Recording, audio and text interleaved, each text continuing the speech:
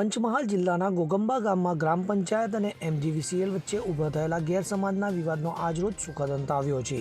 આજરોજ ગોગંબા ગ્રામ પંચાયતના સરપંચ પોતાના ટેકેદારો સાથે ભૂખ હડતાલ કરવા એમજીવીસીએલ કચેરી પહોંચ્યા હતા। તો અહીં સરપંચ અને ડેપ્યુટી ઇજનેર વચ્ચે વાતચીત થઈ, જેમાં કેમેરા અને સ્પીકર ઉતારવાની નોટિસ બાબતે વિગતવાર ચર્ચા કરવામાં આવી હતી। તો ડેપ્યુટી ઇજનેરે તથ્યની ખરાઈ કરતા સ્પષ્ટ કર્યું કે વિવિધ થાંભલાઓ પરથી કેમેરા કે સ્પીકર ઉતારવાની કોઈ જરૂર નથી। તો આ સાથે જ જાણવા મળ્યું કે આ સમગ્ર ગેરસમજ એફઆરટીના લોકોએ એમજીવીસીએલને ગેરમાર્ગે દોરી ઊભી કરી હતી। ત્યારે આ હકીકત સામે આવતા ગ્રામ પંચાયત અને એમજીવીસીએલ વચ્ચેનો મતભેદ દૂર થયો હતો। તો બંને પક્ષો એકબીજાના સ્થિતિને સમજતા સકારાત્મક વલણ દાખવીને મામલો શાંતિપૂર્ણ રીતે ઉકેલી દીધો છે। તો આ સમાધાન સાથે ગામમાં ફરીથી સૌહાર્દપૂર્ણ વાતાવરણ ઊભું થવા પામ્યું છે અને આગામી સમયમાં પરસ્પર સંવાદ તથા સમજદારીથી સહકાર આપવાની ભાવના વ્યક્ત કરવામાં આવી છે। એમજીવીસીએલના જે અધિકારી અહીંયા આવ્યા હતા એમની સાથે તમારે શું સમાધાન થયું?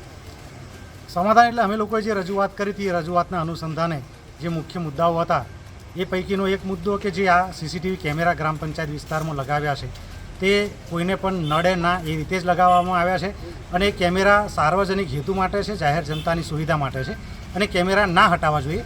જે બાબતે આજે એમજીવીસીએલના ગોગંબા સબ ડિવિઝનના જે ડેપ્યુટી એન્જિનિયર સાહેબ છે એમણે એ વસ્તુને સ્વીકારી છે કે હા, હવે અમે કેમેરા હટાવવાની જરૂર અમને લાગતી નથી। એની સાથે કેટલાક એવા લોકો કે જેમને આ વિષય સાથે કોઈ મતલબ નથી, પરંતુ વ્યક્તિગત દ્વેષભાવને લઈ અને આખી વાતને ગેરમાર્ગે દોરી અને એમજીવીસીએલના જે અધિકારીઓ છે એમને પણ ગેરમાર્ગે દોરીને આખા પ્રકરણને જે ઊભું કર્યું છે એવા લોકોની સામે કાર્યવાહી કરવામાં આવે અને એમાં પણ સાહેબે અમને કહ્યું છે કે એવા જે લોકો છે જવાબદાર એ લોકોની સામે અમે કાર્યવાહી કરીશું। વધારામાં અત્યારે એમજીવીસીએલે લાઇન મેન્ટેનન્સ માટે જે એફઆરટીની ટીમો દરેક જગ્યાએ મૂકી છે એ એફઆરટીની ટીમોને સ્પેશિયલી એક લેડર વ્હીકલ આપવામાં આવ્યું છે અને જે વ્હીકલ ઉપર નિસરણી મૂકેલી છે। જ્યારે પણ એમને મેન્ટેનન્સ કરવાનું હોય, રિપેરિંગ કરવાનું હોય ત્યારે એ લોકોએ આ નિસરણીનો ઉપયોગ કરવાનો હોય છે। તેમ છતાં આ એફઆરટીના લોકોએ થાંભલા પર ચડવામાં અગવડ પડે છે એમ કરી અને આખા વિવાદને ઊભો કર્યો હતો। એ વિવાદ અત્યારે અહીંયા પૂરો થાય છે। ગ્રામ પંચાયત દ્વારા આજે જે લોકો અહીં બેઠા છે એમનો જે પ્રશ્ન હતો એ બાબતે આપનું શું કહેવું છે? ગ્રામ પંચાયત બાબતે મારે ખાલી એટલું કહેવું છે કે 18/9/2025ના રોજ અત્રેની કચેરીથી સરપંચે ગ્રામ પંચાયતને નોટિસ આપેલ કે વીજળીના થાંભલા પર ગેરકાયદેસર રીતે ફિટ કરવામાં આવેલ માઇક કેમેરા સેટ એ હટાવી લેવા બાબતની નોટિસ આપેલ હતી।